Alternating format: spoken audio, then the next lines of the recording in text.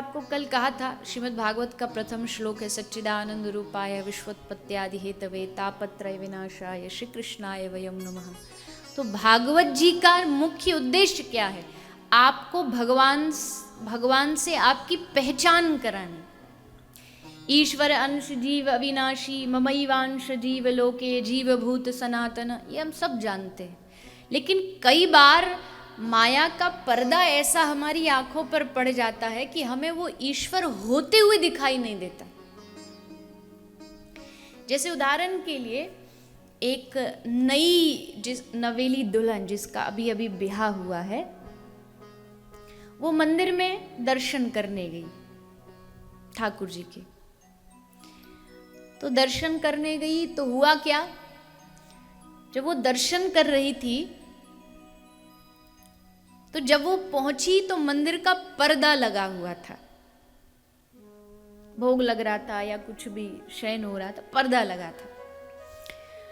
तो एक पर्दा लगा है मंदिर में, एक पर्दा लगा है उस नई दुल्हन के माथे पर, घूंघट का पर्दा, साड़ी का पल्लू उसने सर पर, क्योंकि सब बड़े बुजुर्ग सब साथ में हैं, तो एक पर्दा उसके मुख के ऊपर है और एक भगवान के। अब उस भगवान भी वही है, वो भी वही है, पर दर्शन क्यों नहीं हो रहा? क्योंकि दो पर्दे हैं। अब ये दो पर्दे हटेंगे कैसे?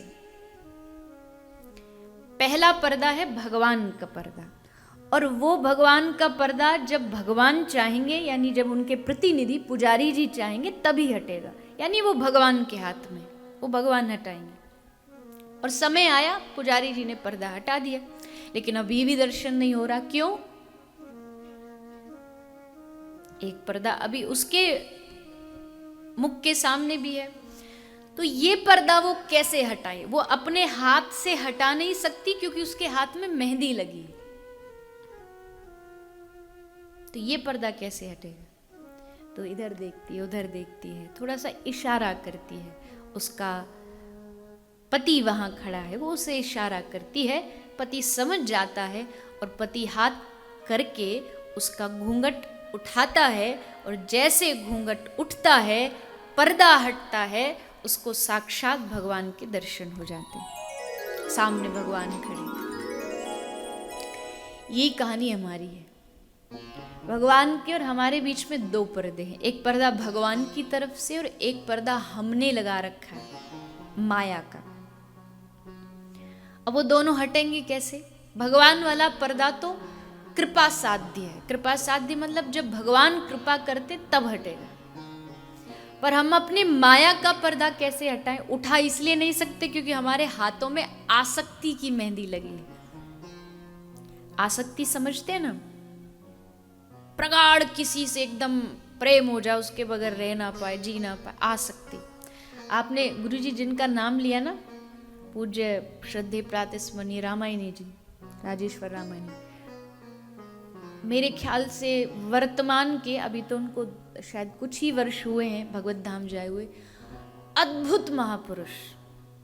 उनकी वाणी कोई एक बार सुन ले तो एक प्रकार का नशा चढ़ जाता है, ऐसी वाणी है उनकी। तो वही कहते थे, उन्हीं की वाणी में बात है, वो कहते थे, लोग कहते हैं आसक्ति आसक्ति, अगर आसक्ति है तो जा भी तो सकती है,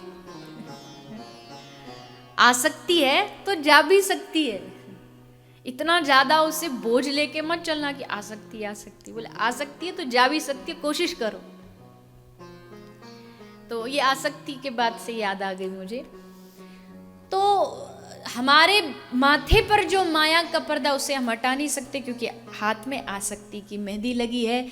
तो हम फिर इधर उधर देखते हैं कि कोई अपना हो जो हमारे इस पर्दे को हटा सके। और वो अपना कौन है जानते हो? कौन हटाएगा आसक्ति का पर्दा?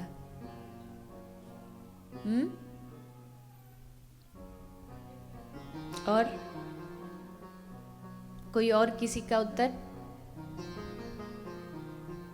देखो, तीन लोग हो गए। भगवान का पर्दा भगवान ने हटा दिया कृपा से। हमारा पर्दा हम हटा नहीं पा रहे माया का, क्योंकि हम आसक्ति में फंसे, माया में फंसे हैं। अब एक तीसरे व्यक्ति की एंट्री होती है। गुरुर्ब्रह्मा गुरुर्विष्णु गुरुर्देव महेश्वर गुरुर साक्षात पर ब्रह्म तस्मै श्री गुरवे नमः। जब हम इधर उधर देखते कौन हटाए कौन बचाए, तो सामने नजर आता गुरु। बाह पकड़ के खड़ा गुरु, सर पर हाथ रख कर के खड़ा गुरु कि तू चिंता मत कर, मैं हूं तेरे साथ।